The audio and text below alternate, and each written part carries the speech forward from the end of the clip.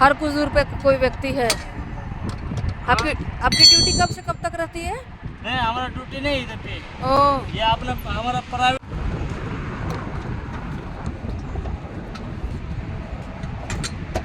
Everyone, कैसे हैं आप सभी। आप सब ने मेरे दोनों ब्लॉग्स पर बहुत ज़्यादा प्यार दिखाया, आशीर्वाद दिया, उसके लिए तहे दिल से धन्यवाद।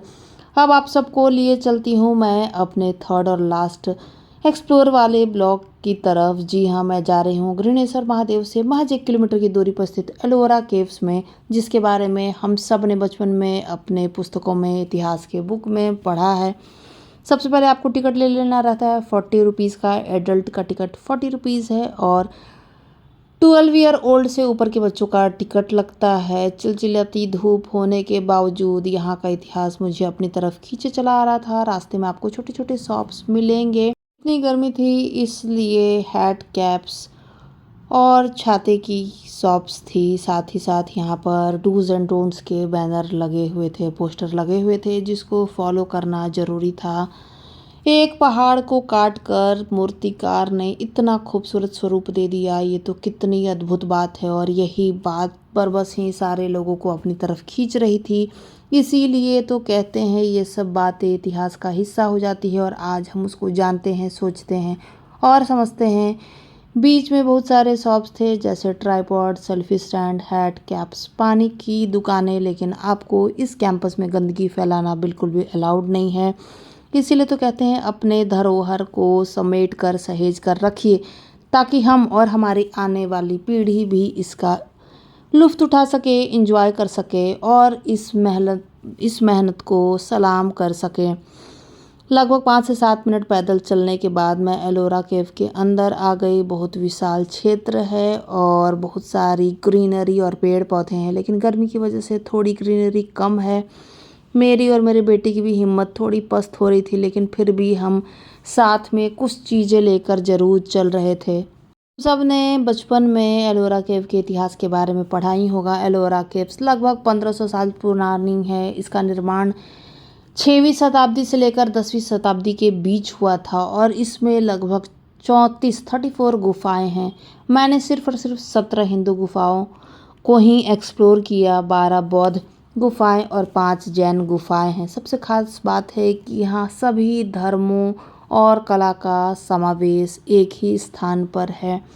तो मैं भी भीड़ का पीछा करते करते सेंटर में बने हुए केव की तरफ चली गई, जहाँ पर सिर्फ हिंदू देवी देवताओं के मूर्तियाँ बनी हुई थी। इस मूर्तियों को बार बार मुगलों द्वारा और बाद के मुगल शासकों द्वारा या फिर विदेशी आक्रमणों का शिकार बनाया गया होगा, लेकिन फिर भी कहते हैं जो सत्य है वो अडिग है, अटूट है, अटल है। यही बात तो ये सारा पर्वत, सारा शिखर और सारा इतिहास कह रहा है। देखिए एक एक मूर्तियाँ कितनी खूबसूरत है, कितनी बारीकी से एक बड़े पहाड़ को काट कर ही इस तरह का स्वरूप बना दिया गया है। उस समय में ना तो आज के जैसा आधुनिक टेक्नोलॉजी थी, ना ही हथियार थे, ना इक्विपमेंट थे। उसके बावजूद एक पहाड़ को इस तरह का स्वरूप दे देना सच में मंत्रमुग्ध करने वाली बात है। मैं उन पहाड़ों, पत्थरों को स्पर्श करके महसूस कर रही थी और इस बात पर बहुत ज़्यादा आश्चर्य में थी कि उस समय क्या कल्पना की उड़ान होगी। कला के क्षेत्र में लोग कितने गुणी होंगे। तो यूनेस्को द्वारा इसको वर्ल्ड हेरिटेज साइट घोषित किया गया है और दुनिया भर से लोग यहाँ की अद्भुत कला को देखने के लिए, यहाँ की कलाकृति को देखने के लिए, यहाँ के इतिहास को जानने के लिए, धर्म को जानने के लिए आते हैं। यहाँ पर ना सिर्फ हिंदू देवी देवताओं जैसे शिव, पार्वती, नटराज, विष्णु, लक्ष्मी, सरस्वती और ना जाने गणपति और बहुत सारे स्वरूप, नवग्रह जैसे स्वरूप को उकेरा गया है, बल्कि बहुत सारे जंगली जीव जंतुओं को भी उकेरा गया है। यहाँ का बेस आस्पेक्ट एलिफेंट है और चारों तरफ नीचे के स्तंभ में बहुत सारे हाथी की संरचनाएं हैं और उसी संरचना पर मेन आधार 17 गुफाएं स्थित है। सच में इतना मंत्रमुग्ध करने वाला था। इतनी गर्मी होने के बावजूद गुफा के अंदर आने पर आपको थोड़ा सकारात्मक लगेगा, थोड़ी ठंडक की एहसास होगी। आप देखिए किस तरह से इसको क्षतिग्रस्त भी किया गया है, लेकिन मैं सलाम करती हूँ उस जज्बे को, जिस जज्बे की वजह से इस वास्तुकला को, इस कला को आज भी लोग दूर दूर से देखने के लिए आते हैं। इस गुफा में सबसे खास बात कैलाश टेम्पल है, जो कि एक ही पहाड़ को काट करके बनाया गया है। कहा जाता है कि इस मंदिर को बनाने में लाखों टन पत्थर हटाए गए हैं। मतलब जो भी अननेसेसरी अनवांटेड पत्थर है उनको यहाँ से हटाया गया है। सबसे हैरानी की बात है कि इसे ऊपर से नीचे की तरफ तराशा गया है। आज मैं इतिहास में जब इसके बारे में डिटेल में सर्च करती हूँ तो सच में बहुत ज्ञान की बातें मुझे समझ में आती है।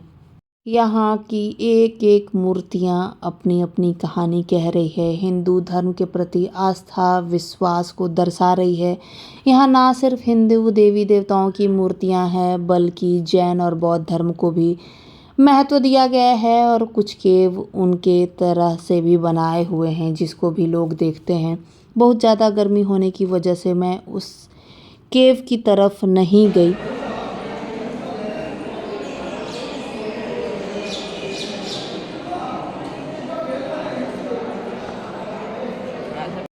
बहुत दूर दूर से लोग इसको देखने के लिए आए हुए थे। महाराष्ट्र के छत्रपति संभाजी नगर में स्थित है एलोरा केव और 1500 साल पुराने इतिहास को कह रही है। ये सिर्फ और सिर्फ पत्थर की नक्काशी नहीं है, बल्कि भारत की प्राचीन कला, संस्कृति, धर्म और इंजीनियरिंग का जीवित उदाहरण है। और इसका निर्माण इतनी खूबसूरती से किया गया है, इसमें इको साउंड सुनाई देता है। और गर्मी होने के बावजूद केव के अंदर आइए तो आपको थोड़ी ठंडक की एहसास होगी। ये जो 17 गुफाएं हैं ये भगवान शिव को समर्पित है और चारों तरफ आपको शिव भक्ति, शिव से जुड़े हुए स्वरूप और हिंदू धर्म के अन्य देवी देवताओं देखने के लिए मिलेंगे। बहुत सारे लोग यहाँ फ़ोटोज़ वीडियोज़ बना रहे थे। आप कभी उधर जाएं तो ज़रूर एलोरा को ज़रूर विज़िट कीजिए, क्योंकि ये सिर्फ़ और सिर्फ किताब के पन्नों में सिमट कर नहीं रहना चाहिए। इस हेरिटेज को, इस खूबसूरत जगह को लोगों को पर्सनल देखना चाहिए। तभी हम अपने गौरवशाली इतिहास को, भारत के इस इतिहास को समझ पाएंगे। आप पत्थरों की खुदाई से और पत्थरों के तोड़ने के इस उपक्रम से समझ सकते हैं कि एक पहाड़ को ऊपर की तरफ से काटते हुए नीचे की तरफ बनाया गया है। कितनी खूबसूरती से अनुपात में उस पत्थर को कारीगर ने स्वरूप दिया है, ताकि इतना बेहद खूबसूरत स्वरूप बनकर तैयार हो गया है।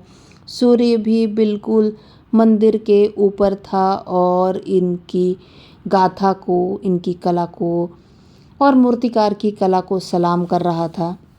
कहा जाता है कि एलोरा नाम पास के गांव एलापुरा के नाम से है, लेकिन आज भी लोग उसको वेरुल कहते हैं। और यहाँ एक गुफा से निकलकर दूसरे गुफा में आप आराम से घुस सकते थे। कितनी अच्छी नक्काशी, कलाकारी और इंजीनियरिंग की हुई है, ताकि एक बड़े पहाड़ को काटकर इतना खूबसूरत आयाम दिया हुआ है कि रास्ता खुद ब खुद एक गुफा से दूसरी गुफा की तरफ जुड़ता चला गया है। कहते हैं कि गुफा 10 को कारपेंटर केव भी कहते हैं, क्योंकि इस गुफा की छत पर लकड़ी जैसा स्वरूप दिखाई देता है, जबकि यह पूरी तरह से बना हुआ है पत्थर से।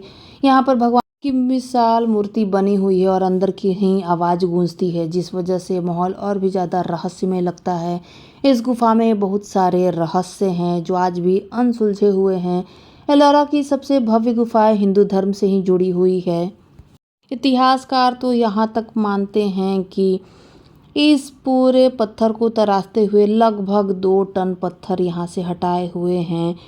कैलाश टेम्पल का निर्माण राष्ट्रकूट वंश के राजा कृष्णा एक ने 8वीं शताब्दी में कराया था। और मैं ये सारा इन्फॉर्मेशन आपको गूगल से सर्च करके दे रही हूँ। अगर मेरे इन्फॉर्मेशन में किसी भी तरह की कोई भी गड़बड़ी होगी तो उसके लिए मुझे क्षमा करेंगे।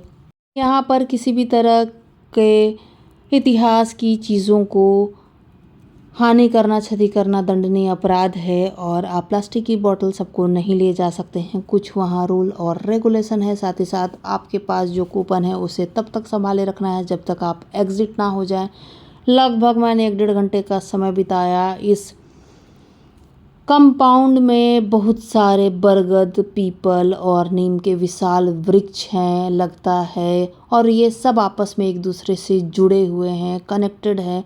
मैंने वहाँ के नीम के पेड़ से कुछ नीम की पत्तियाँ ली और मैं उस माहौल को, उस जगह को महसूस कर रही थी कि उस समय वहाँ का क्या वातावरण होगा, किस माइंड सेट के साथ मूर्तिकारों ने, इतिहासकारों ने इसकी रचना की होगी, कितना प्रबल दिमाग होगा कि उन्होंने कितना खूबसूरत भव्य स्वरूप दिया होगा। उसके बाद मैं निकल गई। मैंने वहाँ पर एक शॉप देखी जहाँ डिफरेंट शेप एंड साइज़ के स्टोन्स थे। कहते हैं ये पाइराइड और भी डिफरेंट वैरायटी के स्टोन हैं जिसको वास्तु के हिसाब में घर में रखना बहुत ही ज़्यादा फलदायी होता है। मुझे इसके बारे में डिटेल में नॉलेज नहीं है, अगर आपको है तो प्लीज़ बताइए। मेरे हाथ में जो है इसे पाइराइड कहते हैं और कहते हैं घर में रखने से ये धन को, लक्ष्मी को आकर्षित करता है। और ये सब पहाड़ या फिर समुद्रों से लाया हुआ पत्थर है और इसकी भी शॉप मैं देखती हूँ धार्मिक स्थलों पर आसपास लोग लगा कर रखते हैं। मुझे इसके बारे में पूर्ण जानकारी नहीं है। अगर आप में से किसी भी व्यक्ति को इसके बारे में कोई जानकारी है तो प्लीज़ मेरे साथ भी साझा करें। बाहर निकलने के बाद आपको लेमन सोडा और ठंडे पानी के रस की ढेरों शॉप है, ये आपके लिए राहत का काम करते हैं। उसके बाद मैंने एक छोटे ढाबे पर थोड़ा ब्रेक लिया चाय पानी की। कहीं भी घूमने निकलिए तो बड़ा पाव खाना तो मस्ट होता है, तो मैंने बड़े पाव को एंजॉय किया। उसके बाद मैं निकल गई अपने गंतव्य की तरफ। लगभग ये 3 से 4 बजे का समय होगा और मैं नवी मुंबई के लिए निकल गई। नवी मुंबई से एलोरा की दूरी अच्छी खासी है। ये इगतपुरी का सबसे लंबा लेन है। मैंने आते समय भी इस जादुई सुरंग, जादुई टनल के बारे में बताया था। इसकी लंबाई 7.8 किलोमीटर है और ये 4 लेन का वाइडेस्ट लेन है, टनल है और अपने आप में आकर्षण का केंद्र है। बहुत सारा कार्य हमारे देश में हुआ है जो कि विकास की गाथा कहते हैं। साथ ही साथ ये ईंधन, समय की बचत करता है और एनर्जी की बचत करता है ताकि आप कम समय में अपने गंतव्य तक पहुंच जाएंगे।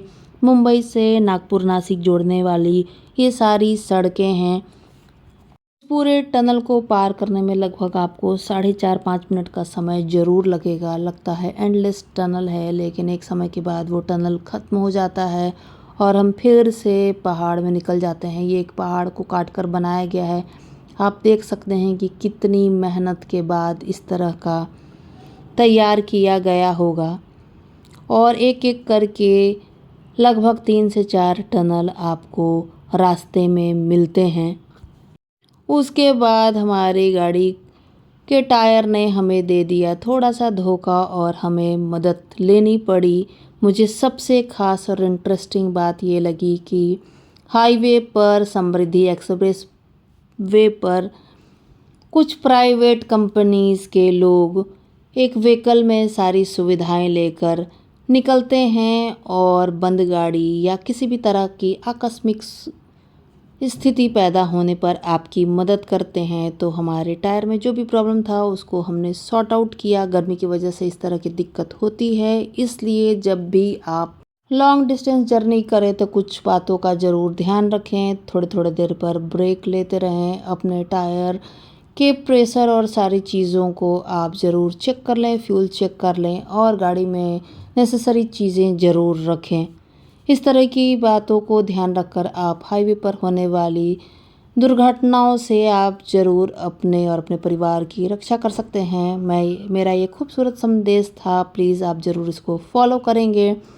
उसके बाद मैं निकल गई अपने गंतव्य की तरफ। ये मैं लगभग थाने के पास पहुँचने वाली हूँ और देखिए जब आप अपने घर के आसपास आते हैं तो चेहरे पर रौनक और भी ज़्यादा बढ़ जाती है। ओवरऑल कहूँ तो एलोरा और घृष्णेश्वर महादेव टेम्पल का एक दिन में मैंने फटाफट जर्नी किया। थोड़ी गर्मी थी, थोड़ी बच्चों को परेशानी हुई, उसके बावजूद बेहद खूबसूरत, अच्छा और पॉजिटिव समय बीता। आप लोग भी गर्मियों की छुट्टी में इस तरह का ज़रूर छोटा मोटा प्लान कर लीजिए। आसपास के किसी भी हेरिटेज स्थान को या पौराणिक मंदिरों का दर्शन ज़रूर करें।